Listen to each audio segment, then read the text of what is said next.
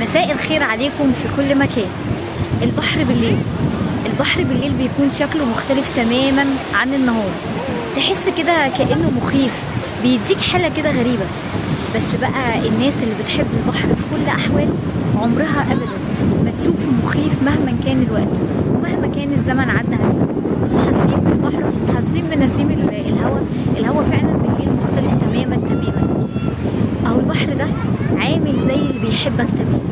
اللي بيحبك بيشوف الجمال اللي جواك، بيشوف كل حاجة انت بتعملها هي جميلة قد ايه، وبيبقى عايز يشوفها فعلا جميلة مهما تغير شكلك، مهما مر السنين، مهما مر الوقت عليك. اكيد كلنا مع مرور الوقت شكلنا تماما بيختلف، وتصرفاتنا وافعالنا واحساسنا بالحياة بتكون فعلا مختلفة.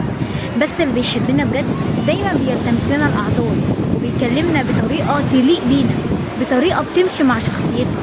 مش يبقى قاعد بقى ومستني ان احنا نغلط عشان يعاتب، ويعاتب بطريقة فعلا تضايقك وتخليك حاسس كده بحاجة كده مختلفة جدا من الحياة.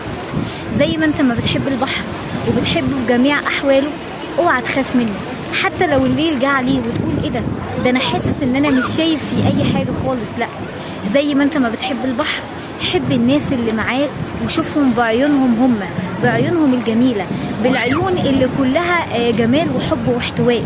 مش دايما كل ما تشوفهم كده وتنتقدهم، لان كل انسان فينا جواه جمال ملوش حدود ابدا.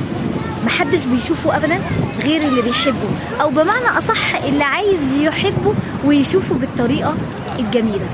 غير حياتك وخليك بسمة حب. دلوقتي قدام البحر بالليل، يعني اسيبكم في رعاية الله. شكله طبعا مختلف تماما تماما تماما. اسيبكم في رعاية الله، انتظروني الفيديو الجاي.